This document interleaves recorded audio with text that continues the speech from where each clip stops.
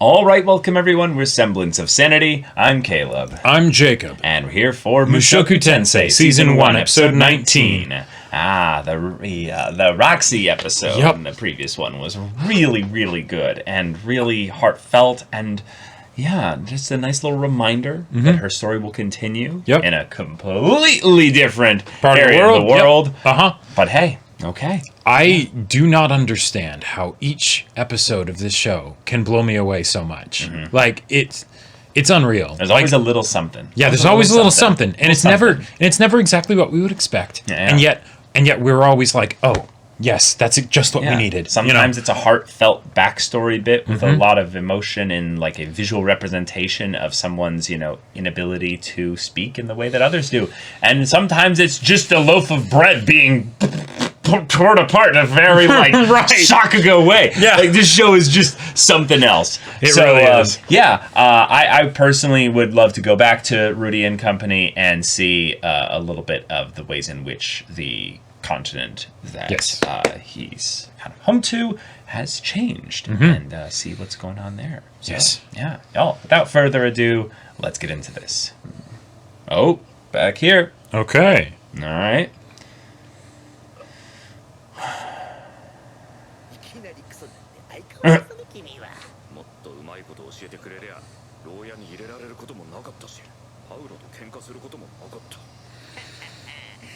Is that all bad though?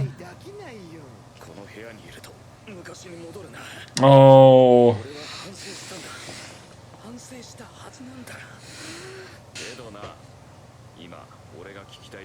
Yeah. Where's my family? No, they don't. No, they don't. Yeah, don't give me that shit.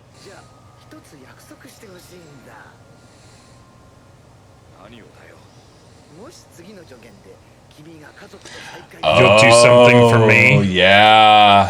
Here's where the warlock patron starts to come in. Here we go. And what it feels like to be in this body. Like, that's probably also something that is a literal physical reminder.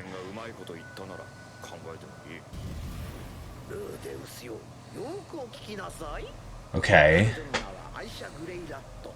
Uh-huh.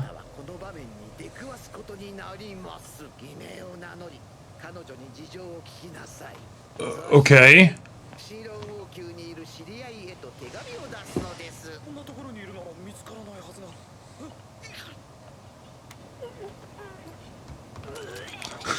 Yeah, okay. All right. Fucking see, mate. Yeah. Well, I think he wants you to be powerful and willing to help him out with help him out later. This is all meaningless to him, basically.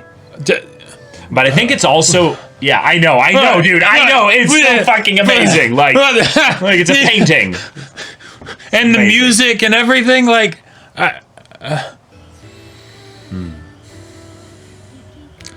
Forget the episode. I could just have this as an atmosphere. Like... This is fucking magical. Uh-huh.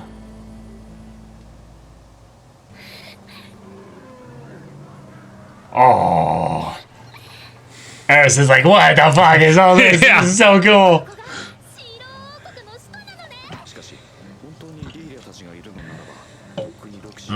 Right. Except Roxy's been out looking for all y'all.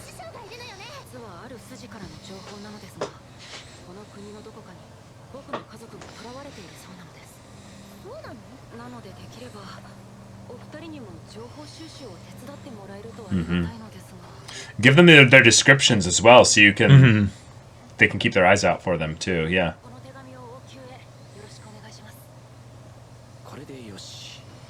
Especially given that there's a possibility that okay. Just wait, was that did he actually give the letter to Aisha?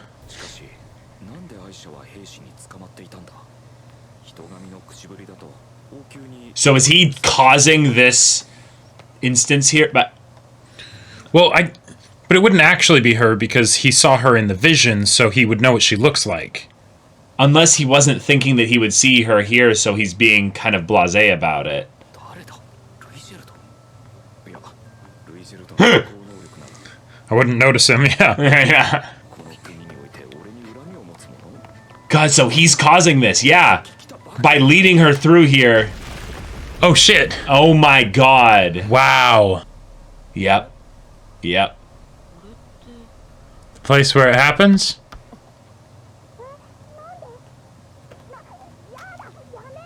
Holy shit.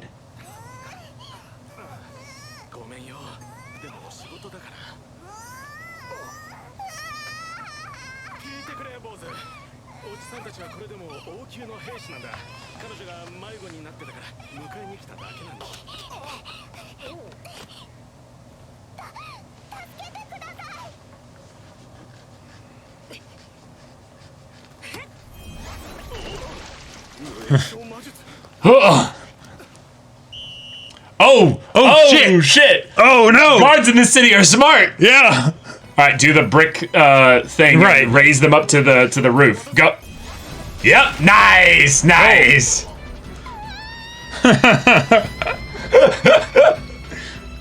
Yeet!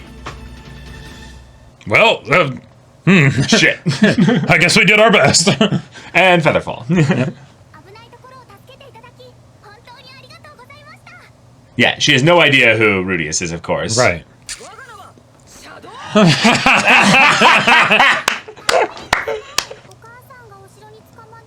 Oh, shit. Yeah. Okay. Right. Okay, so he didn't give the letter to... Gotcha. Right. Yeah.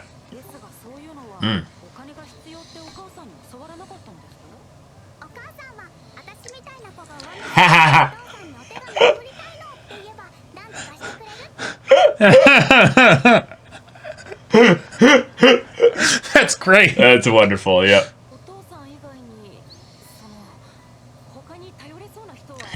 Yeah, is there anyone else? Okay. Yeah. Mm-hmm. Uh-huh. Oh. Yep.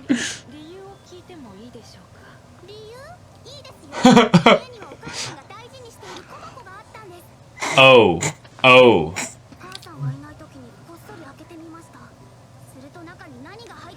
Underwear. Panties.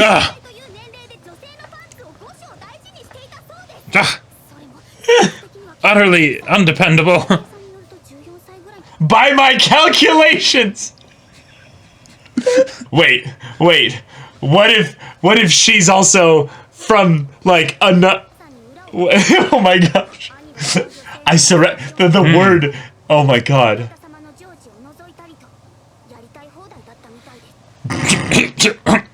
There's a baka hentai. Yep, say it. Hentai! All right, now I'm never telling her my real name. And that's why he was like, use an alias. And did you see the bobblehead? Yeah. Okay.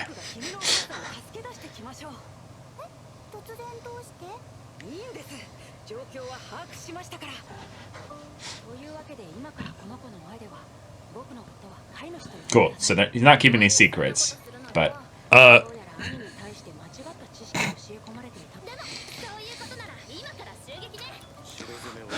assaulting a castle.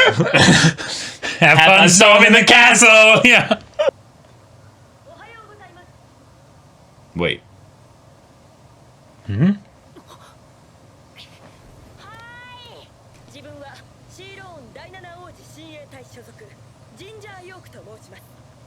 Okay. That's a very particular name. Oh, shit. Wait, but she's not there. Yeah. Wait. Yeah. It's a trap. Yeah.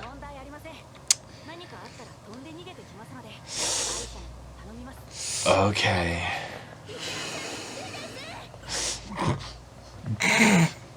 Shut the fuck up. I mean, yeah, she doesn't even... You soups getting captured. Yeah. I think they're just aware that it has to be... That it has to be him. Right, but how? Oh, no. Ah, No, gotcha. no. By reputation. Okay. That makes sense. But remember the shitty kid that she was working? Yeah. Yeah. Yeah. Uh-huh. Shit. Bro. Those are literally the two guys. Yeah.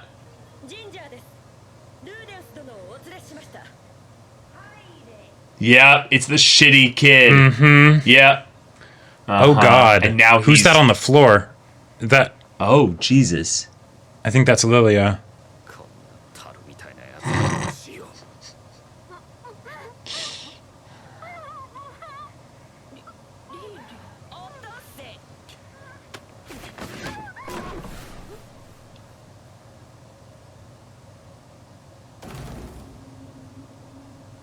Well, Yep. and the fucking god guy wanted this to happen. He literally Wait, what? manipulated the... Oh. Wait. Will this keep him from casting or something? Oh. Shit.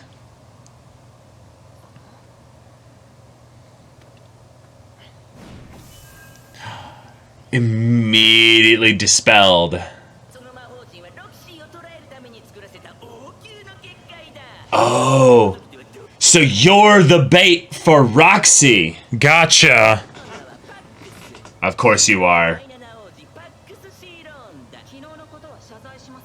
Huh?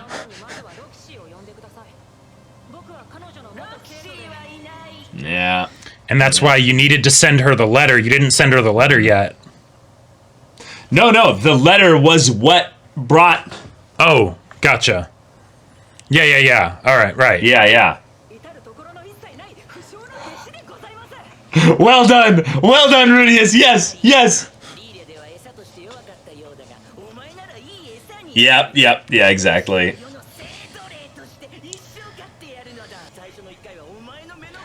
Oh! Okay.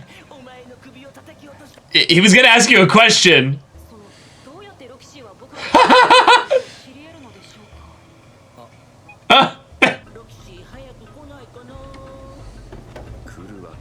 Yeah. There's gonna be an angry spirit and tsundere on their way. So now he needs to be saved by his party. Right, the fake name was important. Yeah, he kind of did. Yeah. Well. Yeah. Okay. Holy shit, I love this show. Oh my god, we got ourselves into a situation here. We got, very, very direct, straightforward conflict.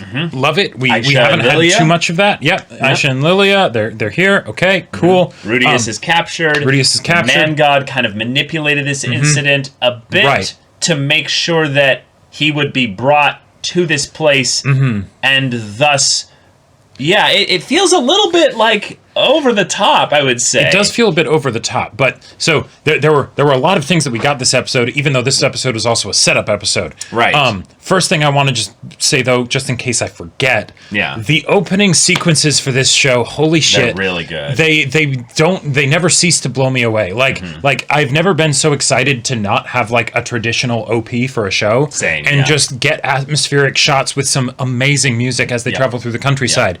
That kind of stuff adds to the travelogue enjoyment so much. It makes me like think of like Lord of the Rings. Like, and what the fuck, like anime making me think of Lord of the Rings, like right. You know, it's unreal. It's amazing. It's absolutely unreal. Yeah. But the man god manipulated him, and yet there were some details of what he said. He said that if you don't say your name, you'll also find Lilia. Right. So if he had said his name, he wouldn't have, I guess, gotten captured.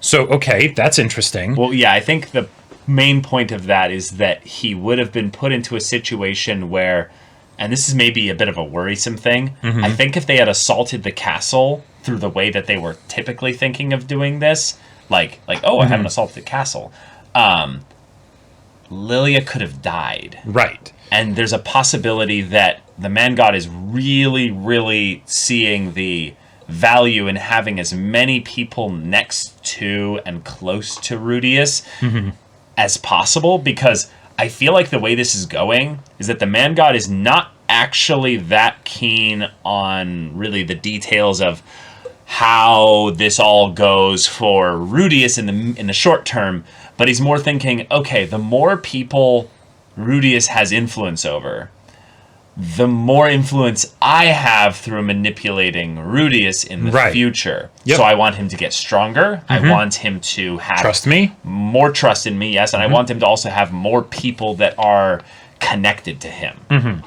And thus, this was the route that effectively gets him probably the ability to save Lilia and Aisha, but will have the rude awakening of once Lilia is saved, she'll identify Rudeus and be like, oh my god, you're Rudeus, I'm so glad you're okay. And then Aisha will be like, what the fuck? You're the panty worshiper? You lied to me? Yeah. And then they'll probably go their separate ways. And that'll be a thing of where, unfortunately, their family won't reunite in this way. But because they've bumped into Paul, they'll have a key by which he can send them, basically in Paul's direction or something. Sure, yeah, because I mean, theoretically, even if Lilia and Aisha still did trust him after that, because he saved him and everything, it could be something where it's okay, we're gonna keep looking to see if we can find Zenith. She might be around here too. Theoretically, so they stay together for that part. That could be right. I also think there's a possibility that Zenith is just nowhere near here. Yep, like Zenith is long gone, completely in a different area. Different part of the world. Because it feels like basically the DM rolled on a metaphysical D20 and just based on whoever was in immediate proximity to each other, physical contact. Drop them in different areas of the globe. You know what I kind of would love to see is Roxy to find Zenith. Sure. I think in the Demon Continent? Yeah, their interactions, I think that could be really fun. But I also have to say that this is probably my favorite example of the classic characters witnessing things that cause them to call the main character hentai, right? Because it's there was a build up to a joke. No, there was a perfect punchline. Full build up to the joke, and it's different because she doesn't actually know that Rudeus is Rudeus, right? So she's calling this other person Baka hentai, right? Right. And then you don't have to deal with the immersion breaking of someone calling someone this, and then because they know them, right? But then they continue to act around them normally, right? So you can have the full force of no, he was worshiping panties, and at 4 or 5 years old. 4 or 5 years old, and by my calculations, they belong to a 14-year-old. I even checked with my mother to make sure, and she was protecting them for him. There was a word she fucking used that made me ascend. It was amazing. She used a 6-syllable word when after she brought up the calculations bit here. It was so fucking funny. It belongs to 14. It could be misunderstanding. I surreptitiously got my mother to verify it. This little maid girl said the word surreptitiously. Clearly, Paul and Zenith and Lilia learned from Rudeus, and they're okay, we need to make sure that our kids are well educated, right? And just give them all the books, right? So I want to throw out the dumbest theory, but there's just a slight possibility she's also a reincarnation. That she's a reincarnation from the other world. Yeah, Paul's sperm are just the reincarnation sperm. No, Paul is just the man god's I'll use you. Paul and Zenith together just are a convergence of the stars and adventurers. They're powerful adventurers, and for whatever fucking reason, people that want to get reincarnated always want to go to a fantasy world so that they can be adventurers for some reason. I don't know why that is. Just that they actually them, and then also Lilia, when she ended up getting brought into it, ended up making just the perfect starting family. Sure. The man god wasn't the one who reincarnated; it was the dragon god. Although the man god, who was the one that said that I wasn't the one who who reincarnated you, and if we can't necessarily trust the manga, then theoretically that's up in the air. But, or at least I think so. I don't know, maybe. But I love this setup. Like, we got essentially a new character introduction, because we didn't really know Aisha before. She was a little baby. Yeah. Awesome. We get to, meet Lilia again, and theoretically, Rudy could, if, like, Lilia is, like, ungagged or something, right? Theoretically, they could talk while he's in prison, which could be interesting. I don't think that's going to end up happening. I feel like it's going to be a big moment of, oh shit, you look exactly, wait, oh no, that's you. And then I think that's where it's going to be like a big kind of reveal. And then there'll be the question of whether or not Aisha knows, because I could see it being a thing where he's like, just don't tell Aisha. Like, just let her believe that the Shadow Moon Knight. She found out about the panty relic. I see. Understandable. Don't worry. I got you, Rudy. I would also love to have that, like, very, like, wholesome head pat moment where she just kind of goes, "You've grown up." Yes. Yeah. I'm proud of you. Yeah. Now because keep going. Because, damn it, male anime characters need head pats too. They do, exactly. And Rudy especially. Yes. Rudy especially. My little boy here, he's freaking traumatized every time he has to go back into that body again. The fact that he was like, oh, shit. First thing he says, he's like, oh, that's a pretty rude introduction. He's like, no, it's been a year, effectively. I had just forgotten about what it felt like to be in my body, or even that I had this old body. Like, the idea that, and this is something that I think is really, I keep wanting to stress this. The reason why I call him Rudeus over and over and over again is because Rudy carries a physical property to it as well, that literally your memories, like, those are things that you cycle through and abandon over time as you get older. Rudeus's body will probably, over the course of time, start compartmentalizing the memories of his past life as being useless, and will start potentially even starting to fade that away, and he's literally going to physically feel the change that he'll get from being in his current body right now. So but correct me if I'm wrong. Rudy isn't his name from the previous world. That's just the nickname that Paul would use for him, right? Yeah. Wait. Okay. Yeah. Right. Because I mean, I guess you're right. Wait, what was his? Did we actually get his OG name? Because I'm not sure if we have. Oh. Like, now I'm like, wait, hold on. You could be right. Like, maybe it is. No, because did they just happen to name him the same?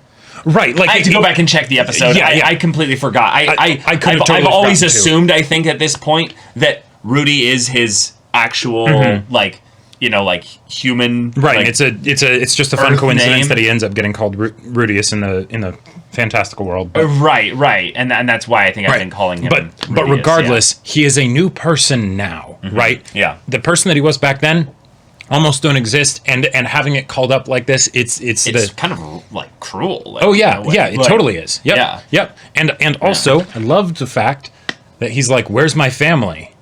God's like, "What? I mean, your family's probably in that other world." No. You know what I mean. Talking about, You ascended when you heard Aisha say surreptitiously. I ascend just about any time the found family thing gets hit just right, just right. And this show does that so damn good. It does, I know. Okay. So let's roll some heads. Zenith is not here. Most likely. Right. Yeah, we're gonna storm the castle, and it won't take a miracle. Nope.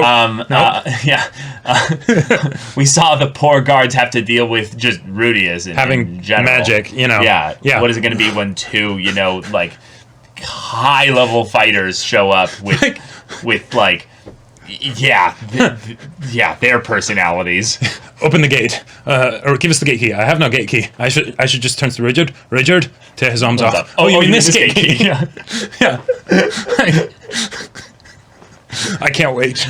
Eris, chop his dick off. Oh, you mean this gate key? Right. My name is Eris. You captured Rudy and prepare to die. And Eris being like, I think you're fine just the way you are. Yeah. my heart. Yeah. Like, Yeah. it's... Yeah. All right. With the situation being that Pax is our like mini arc villain or what have you. Thank you. I already forgot his name. Yeah, exactly. I just had to be like, yes, of course your name is Pax. You know. Mm-hmm. All right, cool. I'm going to Paxify you. Let's see him just put down, laid low. I don't need him to die, but just have him laid low here.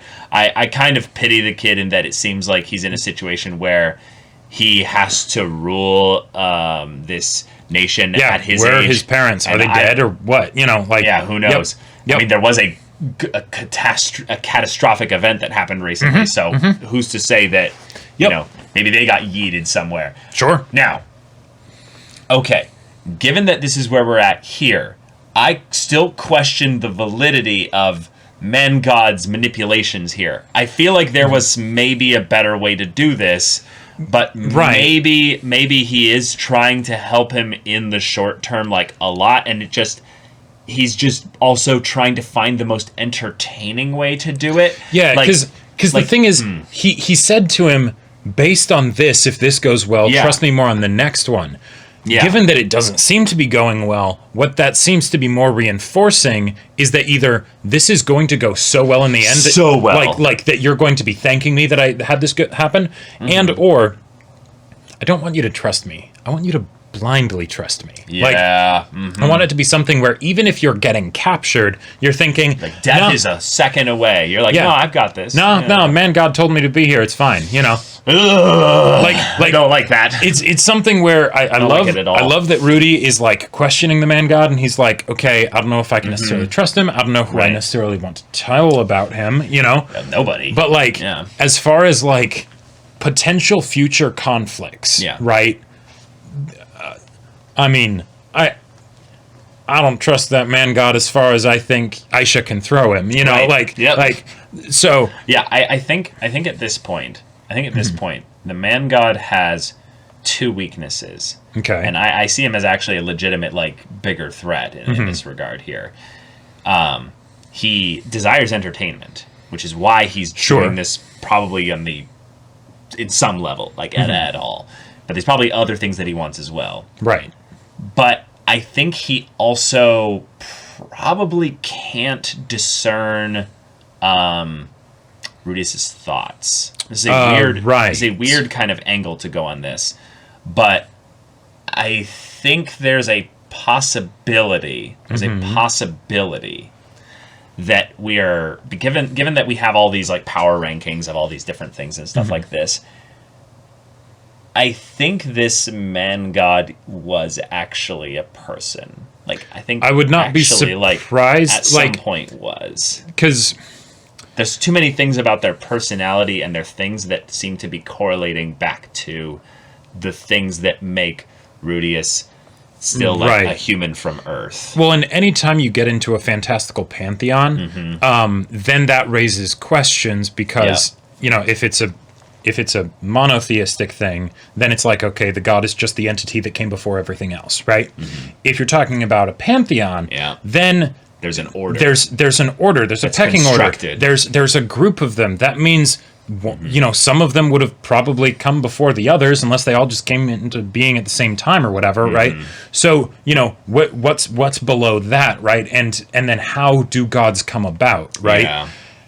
And I feel like then it's very easy to have it be something where it's just some mythic hero or whatever that goes so far beyond it. They're basically a god, you know? Except I almost get this, like, insane low-key, like, video game player vibe, where there's someone that's more like, I've got some cool roots I want you to try. Right. I get to play this game a whole bunch of times with other people's lives. And Rudeus is their player character, basically, that they're interacting with. That could be fun. But one of the other things we got from the man god that was interesting in this scene is that the man god actually admitted to a fault. He was like, that probably crossed the line, right? Well, that was him talking about how he addressed the family, basically saying like, oh, you know. Not a big mistake as like you shouldn't trust me or whatever, but the idea that the god erred, right? Well, yeah, because he's interacting with No, right. Yeah, But and he can't read his mind. No, totally. Yeah. But that's something that more concretely introduces the idea of limitations for this god. But two, a sense that there is a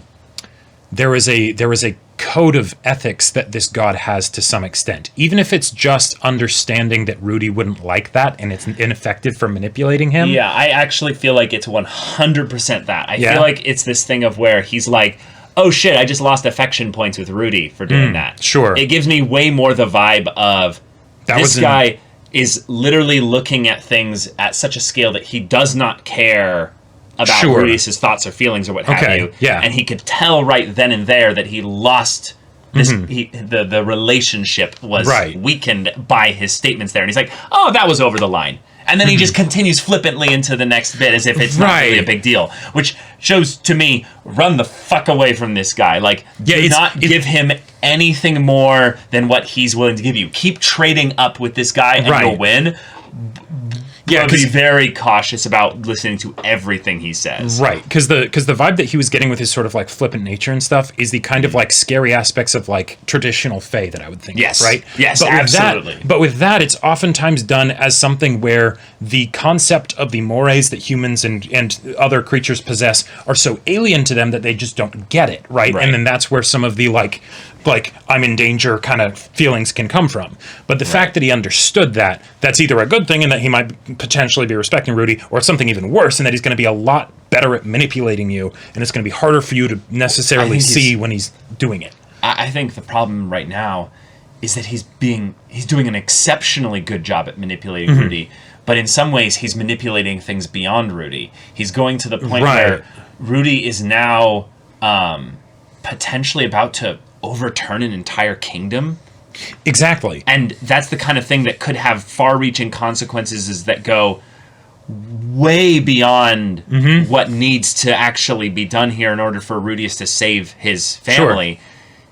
Like, he doesn't need necessarily to have his friend storm the castle and potentially, like, I don't know, raise it to the ground, kill dozens of people, or potentially also kill the one ruling monarch of this area that, while he's a shitty human being, absolutely, power vacuums kill a lot of people. Yeah, what does that? What is the chain reaction of that? Because I feel like given that he gave Rudeus the demon eye, Rudeus is going to be able to be powerful enough to be able to affect things that go up to, like, the god divine level at some point. Like, he's going to have that gimmick, that little thing that gives him an edge on those that literally he should not be able to have any kind of an edge on. Because as Rudeus gets more powerful, not just will his influence over things change, but it also means that the man god can be a bit rougher with his manipulations, because he can trust Rudeus's capabilities to handle odd curveballs, like getting arrested by the reigning monarch, right? That would probably have been a much more serious problem for Rudy, certainly back before he met Ruijerd, right? Yeah, which is why I think that this guy has certain powers but not others. I think he has power to see actually some of the rippling effects of the future. Sure. Like, he's playing a video game here. He's choosing routes, basically. But for some reason, he's only interacting with Rudeus. As far as we know. As far as we know. Yeah. He's only shown in that regard. Right. But I could absolutely see him interacting with others. But I think here, this being something where, he's manipulating him in this way. Yeah, it's one of those things where I understand Rudy's thing of, like, maybe I should be careful who I tell about this, but at the same time, it might be a good idea to be like, hey, Eris isn't that great at keeping secrets, as she displayed this episode. Rudeus! But maybe even just asking Ruijerd and be like, hey, keep this a secret, but there's this guy calling himself the man god that's talking to me. Yeah. Have you ever heard of something like that? That's why I feel like it's important that he doesn't necessarily say anything now. And it's actually really important that he finds a way to communicate using a special method, because the god is watching him. Right. So as long as he keeps it just thoughts in his own head, because since the god made that faux pas, right, we know he can't read his mind because otherwise he wouldn't have done that necessarily, right? Yep. Unless he wants to like conceal. Yeah. Now you're thinking how I'm like spitting out this here. And what do we have in this world that is a special way that certain people can communicate? Well, the Megards, the blue demons, basically can speak with telepathy. Yes, that is a good point. Yeah. And while Roxy can't, that might not always be the case. That might be something that she eventually learns the ability to overcome. Now, see, or maybe there's some kind of magical way that she can be restored in that regard. What Rudy needs to do is he needs to find someone else with a demon eye, like the demon, whatever. Just have a theoretical conversation in the future. Have a theoretical conversation in the future. You know? It takes place in an instant, right? And just, you know... And then it never happens because they change their mind. Yep. Oh my God, Jacob. Right. Yes. And then that is absolutely... So, we need her to become a part of the party as well. We need to go, what was there, Kisharisu or something like that? Whatever the fuck her name was. Scrolling. Kisharisu. I actually had it exactly right. What the hell? Well done. Yeah. Yeah. So that's all I wanted to say. But I'm also really excited for there to be a reasonable reason for there to be a lot of action in the story in like an arc coming up, because the action's always been great. I'm ready for it. Yeah. And it doesn't overstay its welcome. But now we have the chance for there to be a lot of it. So y'all, thank you so much for watching this episode's reaction and discussion. If you want to see the next episode's reaction and discussion right now, though, go check out the link in the description below for our Patreon. You can get an early access there. You can watch full-length timer reactions there, and all this comes with Discord access, so you can chat with us in the community there about this show, about anime in general, and also be sure to check out our Twitch channel. We stream every weekday. The info's in the description. Yeah, so if any of that interests you, we'll see you there. But until then, we're Semblance of Sanity. I'm Caleb. I'm Jacob. And we'll see you all next time.